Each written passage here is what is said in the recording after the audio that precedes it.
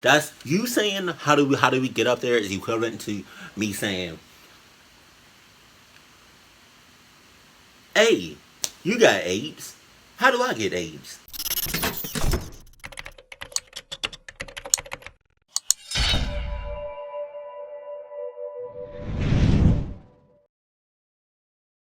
And here we go. Sup? No. You already know. Field trip. Every man for themselves. Something pop off. Every person for themselves.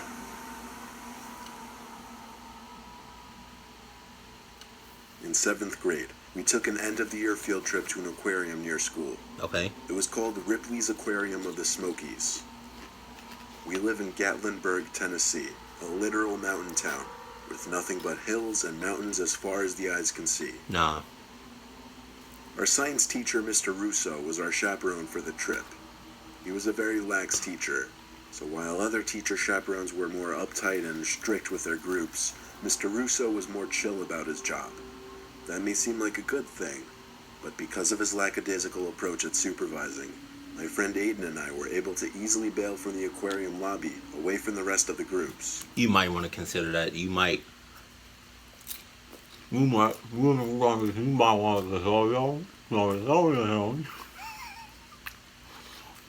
No, on a serious note, you might want to consider that. You might want to think about staying with the group of kids, the group of peoples that you came there with, because, like you said, the adult that's supposed to be watching y'all doesn't really care about y'all. So, you know, just saying. So, you might want to think about coming back to the group of people that you came in with. Don't go drifting off. The second you doing that, already clocking up. We quite simply didn't want to wait so long for all the groups to move. The whole aquarium was empty, except for our classes. So when Aiden and I walked through the passageways, or I guess observation areas as you would say, before everyone else, we didn't see anyone else. We got the best views at all the big fish tanks and habitats. We moved on to the next dark room, all of which were lit up with a dark blue tint from the fish tanks, by the way. Mm-hmm. This room had a lot of big tanks with tropical fish. We were making jokes about finding Nemo fish, like clownfish and the dory fish, and that's when I remember someone calling "hey" to us in a very assertive, commanding voice. Hey, nothing. It was some guy in cargo shorts and a green t-shirt. He asked us if we were with the field trip. I was about to shake my head no, but Aiden said yes. The man told us to come with him right now. We both assumed he worked for the aquarium, so we followed. He wasn't leading us back to the lobby, though. He was leading us through some narrow, dark hallways. I remember passing the bathrooms and a few exit signs hanging on the ceiling before reaching an exit door. He led us.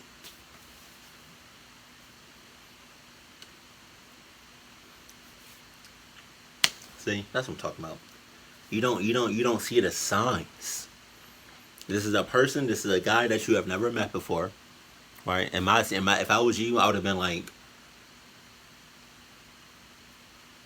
you wasn't with us when we came here, like on the way here. And then, okay, shut up, okay. And I don't see a name badge.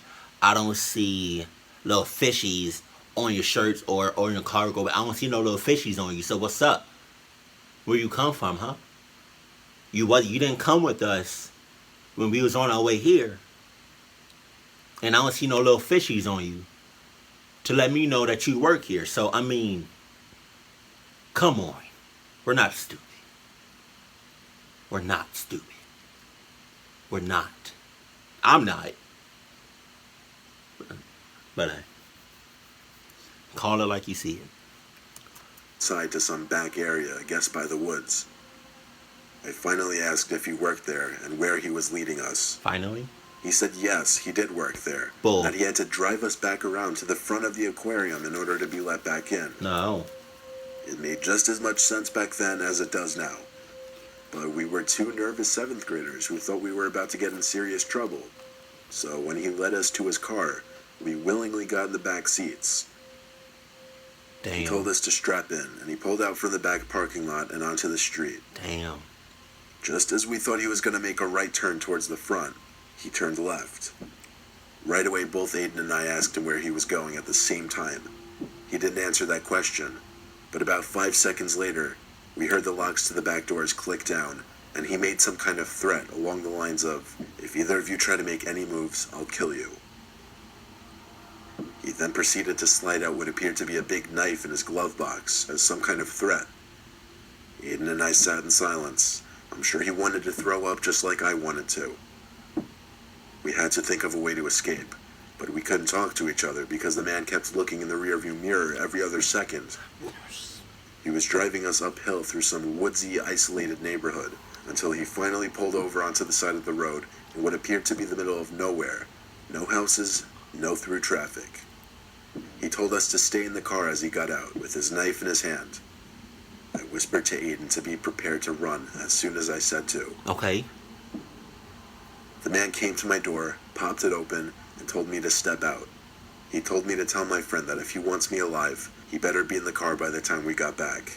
Man, hey, that's when, the second he opened that door, that's when you should have kicked him in his balls as hard as hell, or punched him right in there. Like, to a man, you kick or you do anything to injure this area, we're going down in a heartbeat. This whole area is sensitive. So, you do anything to hurt this? We going down. I don't care how strong you are. I don't care what you got going on. You kick somebody, you hurt somebody in this area, we are going down faster than...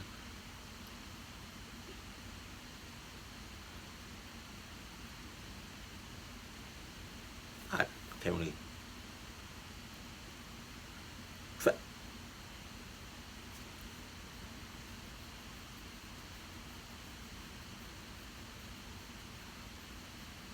faster than somebody getting AIDS.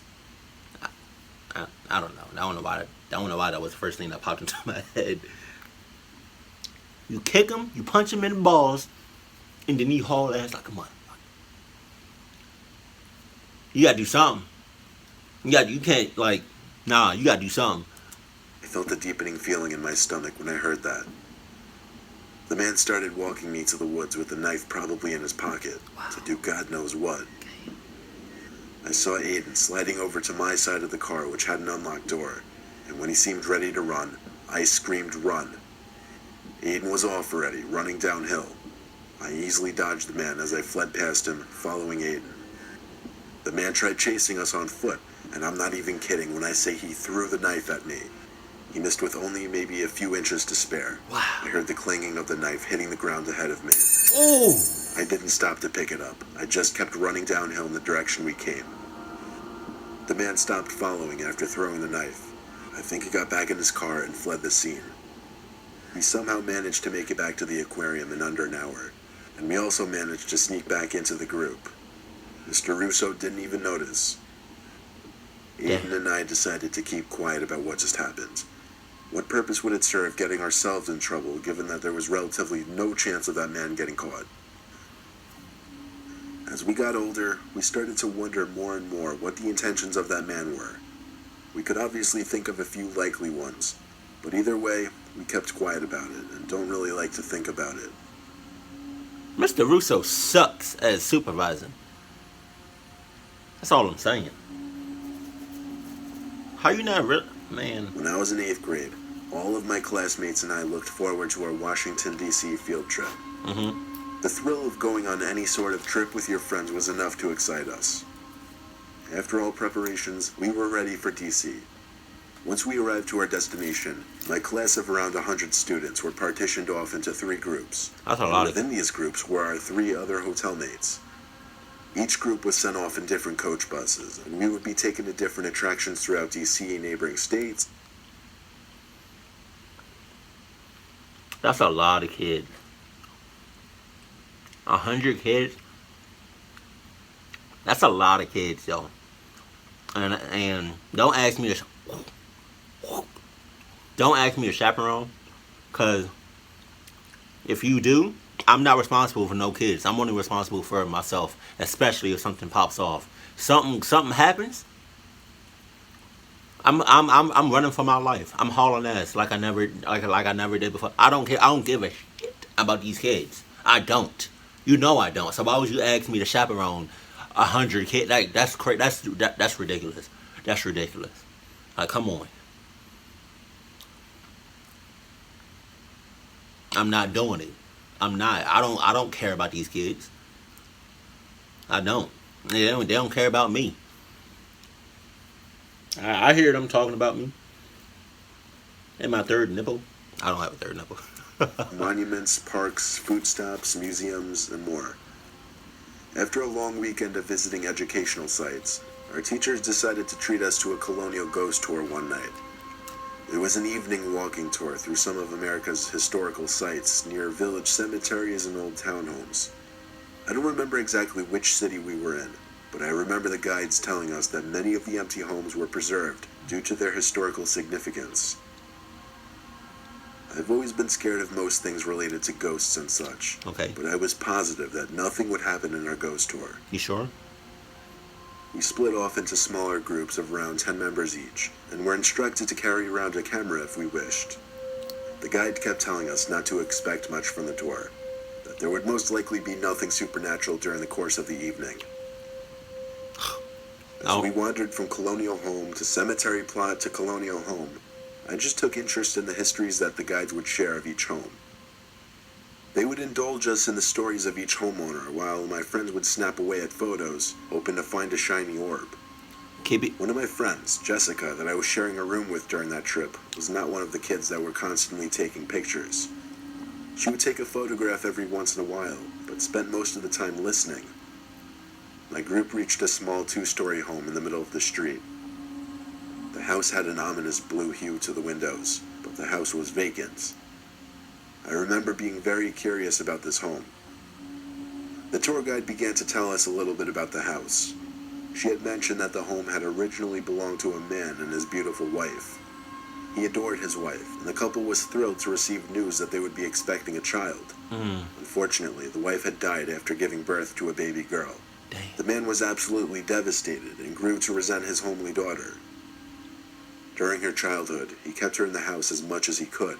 He reminded her about how homely she looked and could not find her a suitor. Feeling that she had no other purpose, he had his daughter learn how to sew and weave upstairs, using her only good attribute, her hands. After hearing this story, I remember the sorrow that I felt for this girl.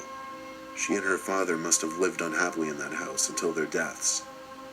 My friend Jessica took a photograph of the house, and we both moved on to the next house. Why? I kept walking until Jessica stopped and became silent, looking down in her digital camera screen. I walked over and scanned the photograph. I saw a gleam coming from the edge of the second floor window on the right. I had her zoom on the scene. After zooming in, you could clearly see 3 figures staring out from the window. On the way right was the translucent outline of a woman. A taller man was standing behind. I didn't freak. I didn't freak out like that. But on the inside, I did. Head to my motherfucking toes was chills. Like,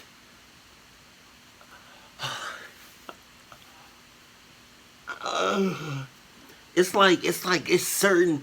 Mr. Nightmare is good at this because he'll do something really subtle until when you see it, oh my god.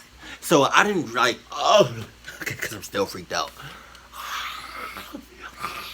Yo, can you imagine taking a picture and you think there's nothing there? Then you see the image and it's about 4 or 5 motherfuckers just right there posted up like, yo, what's up? What's good? But when you took the picture, there was nothing there. There was nobody there. After you took the picture, it's about 4 or 5 motherfuckers just, yo, what's up? Yo. Oh, okay. To the side. Even more curiously, there was a third figure. It appeared to be a woman, but she was harder to make out. The body was there for sure, but her skin was not as clear. Jessica and I freaked out. The first woman and man made sense to me. That would explain the man and his daughter. But who was this third dark woman off the side? I raised my hand and had to ask the guide, was there ever another person that lived with this family at the house we just looked at? The guide looked surprised at my question and answered, yeah. During the time of their residence, they had a black female servant living with them.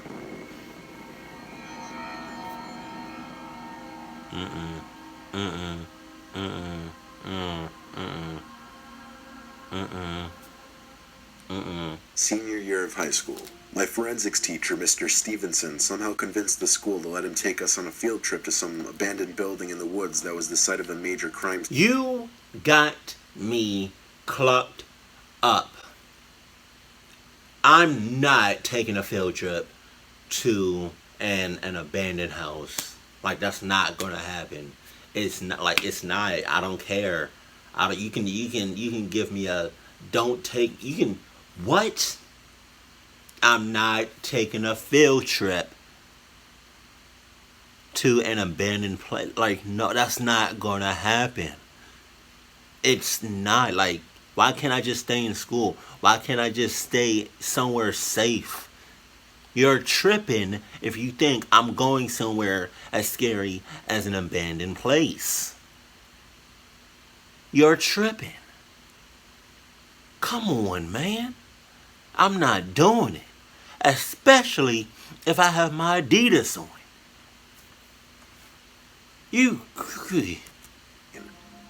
I think he might have finessed it a bit and made the school think we'd just be studying the perimeter and outside of the building. I'm not. But we did much more than that. Mainly, it used to be a drug den. When we got there, I realized how frighteningly tall the building actually was, and its location was just surreal, surrounded by forest in every direction, and the only road that leads up to it is a road you would never think to drive down just because of the grass growing in the street.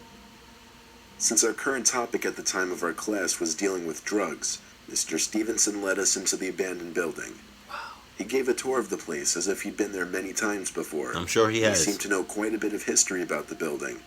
For example, that the actual original purpose of the building was unknown. Apparently, construction on the higher levels wasn't even finished before the building was abandoned. Its location and size made it ideal for drug deals and other illegal activity to take place, which surprised all of us since there we were, inside of this apparent former drug den for a school field trip. Mr. Stevenson was so laxed about this trip that he didn't even notice when a couple students wandered off to explore on their own. Or maybe he just didn't care. Given that a few other students did it, me and my friend Gianna, or G, decided to go off on our own too. And yes, I'm a guy. I just so happened to have a really close friend that was a girl back in high school. Okay. Say. I decided to go with you for some reason. For some reason, I decided to go with you to the abandoned place. I bet you your mama's right pinky toe. I'm not stepping foot in. I'm going to stay right outside. I'm going to stay right outside. And I'm going to be in my pose. I'm going to be just like this. I'm going to stand right outside the abandoned building. I'm going to be just like this. Don't touch me. Y'all can go right ahead. Because the second somebody screams, the second something pops off in that abandoned place, I'm already 6 miles out with my Adidas shoes on. Like, I'm not playing no games. I already didn't want to come here. So I'm right here. I'm right outside the building. And I'm posted up, ready to go the second something pops off. Don't touch me. Get off me. Go right ahead. Don't get off me. Don't stop touching me. Stop. Stop. Don't touch. Don't. And I hit you. Don't. I told you don't touch me. Don't touch me. Don't touch me. Don't touch me. Don't touch me. There had to be at least 8 floors in this building, but we saw from the outside the top few floors looked unfinished. I basically forced G to come all the way upstairs with me to Why? the top few floors. Why? Worst came to worst, we wouldn't be able to find the group again, and we just returned to the bus right outside. Where? What? Worst coming to worst, y'all get clucked the hell up. Y'all are far away from the rest of the kids, from the rest of the group. Worst coming to worst, like what? Worst coming to worst, y'all not making it back out alive. Worst coming to worst. We climbed the stairs, one flight after another. It was weird. As we reached the middle floors, the amount of debris and graffiti lessened a bit, but then as we got to the higher floors, there was even more graffiti and litter than the lower floors. Then things got sketchy. It seemed we were on the second highest floor, and everything on this floor was still just wood foundation. A lot of it seemed to be rotting, and there were a lot of holes up there. We would have gone up to the last floor, but the stairs had been completely stripped and broken. Basically, there were no stairs to the last floor. Okay. There had to be a way up there, though. No. So we watched our step for weak wood as we navigated the floor. Then, Gianna grabbed my shoulder and stopped me. She pointed up at a hole in the ceiling and said she saw something. Then there was a ticking noise. Like the kind of ticking noise a person makes when they're calling their cat or something. Oh my God. Followed by that, someone's arm came into view from the hole above us. Just their arm, though. And judging by the position of the arm, whoever's arm it was must have been laying down flat on the floor beside the hole. They had a long black sleeve on, so the only skin that was visible was their hand. G was scared. I laughed a little at first, but I'm not going to say it wasn't slightly unnerving. Gianna started telling me let's go back down. Okay. I started calling up to the person, how do we get up there? Wow. They didn't answer. Instead, they just kept making the ticking noise and waving us up. That's when things started getting really creepy. Cluck you. Cluck you. Cluck you. Cluck you. That's messed up. That's messed that you watch your girlfriend. Come on, that's yeah. First, and you're stupid. I'm sorry to be disrespectful, but you're stupid.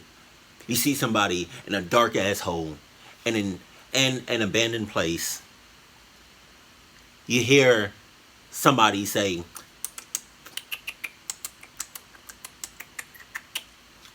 and all you see is an arm in a black ass hole, and you say, "How do we get up there?" That's you saying, how do we get up there is equivalent to me saying, "Hey, you got AIDS. How do I get AIDS?" Really? Really? You saying, "How do we get up there?" is equivalent to me saying,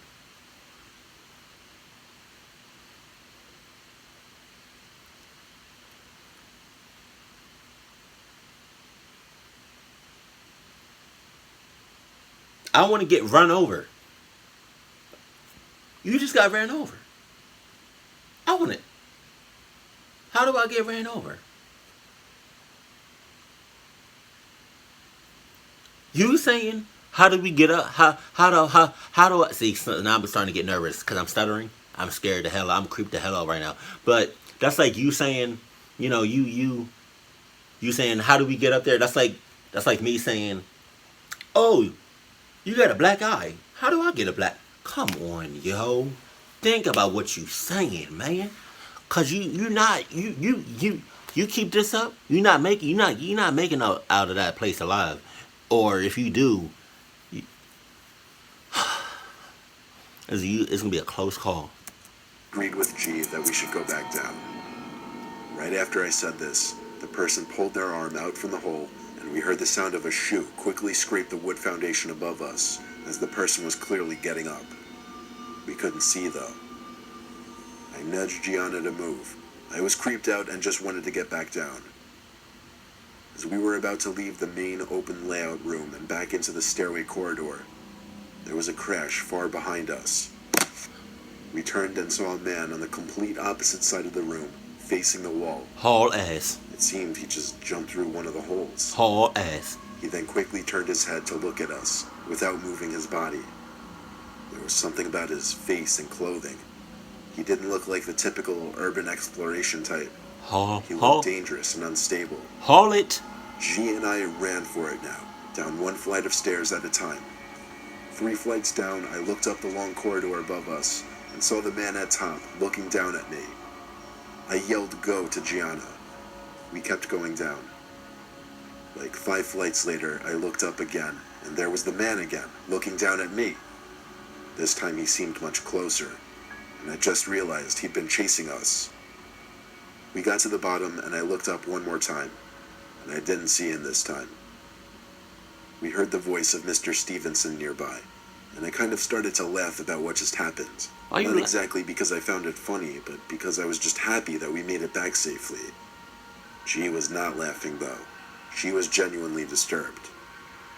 We found Mr. Stevenson, who asked where we were, and we told the truth about what just happened. He was pretty mad at us, but given what we just told him, he also advised we should leave the building. The other kids who wandered off had returned, and when we got to the bus, Mr. Stevenson did a head count like 3 times.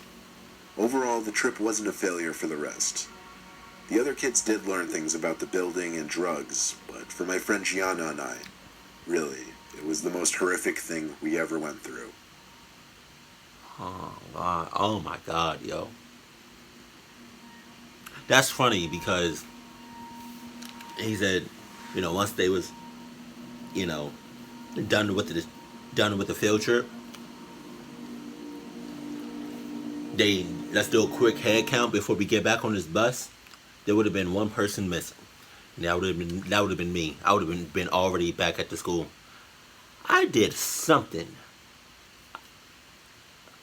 Like, I didn't bite my tongue, but it's like I did something. It hurts. That was an ugly ass face. I did something, but that shit hurts. Yeah. Don't like field trips because I feel like even though you may not be a chaperone, you may be one of the people in the group. I feel like you're still, I don't want to say responsible, but you still have to watch out. Making sure everybody is safe. That's not me. I'm not. Only person I'm watching out is myself. Like I only care about myself, me, myself, and I. That's it. Like I said, if something pops off, it's everybody for themselves. Every person for themselves. If something pop off, just saying. And you know what? If you go to a field trip, if you have Adidas, make sure you bring your Adidas because they're the best shoes that you can get, hands down. Especially because Adidas are the best shoes you can get for not only running, but like if something pops off, if you're in a clucked up situation, it's the best shoe you can get. Just saying.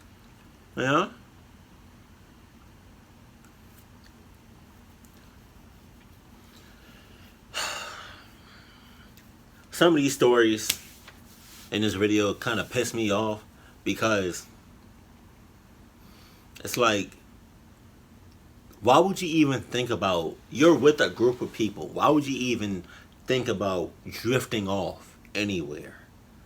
Especially in an abandoned house. Think about that shit. You rather be with one other person or by yourself in an abandoned place, go explore it, rather than being with a group of kids, rather than being with the 20, 30 people that you came there with? Are you serious? That doesn't even sound smart.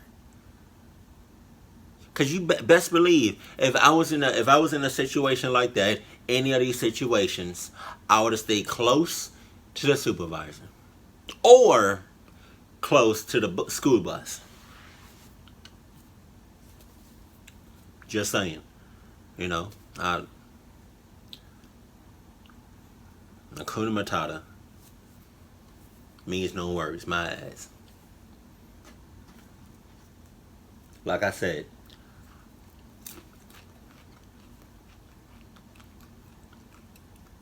I think I popped something. I don't know what the hell I popped in my mouth, but like I said, if I was in any of these stories, which I'm not, thank God, I would have been posted up. I would have been right outside, just like this. My stance, just like this the whole time. Cause something pop off, bitch, I'm be the first one gone. I don't care about nobody. I don't care about nobody in this group. I don't. And if I'm chaperoning some kids on a field trip and then something pop off, hey, sorry. Cluck you. Cluck all these kids. Sorry, not sorry. Everybody for themselves. Every person for themselves if something pop off in a field trip. You know? Hey, and I know this is kind of clucked up what I'm about to say, but if something pops off in a field trip and I'm the chaperone, I'm getting on that bus or whatever we drove to get here, and if you're not right behind me, and I'm talking about 2 seconds max, tops, behind me, I'm closing the door and I'm driving the hell off. Cluck all these kids. Sorry, not sorry. I love y'all, but not that much. Keep it cool, keep it classy. And I love you. Stay happy, my family.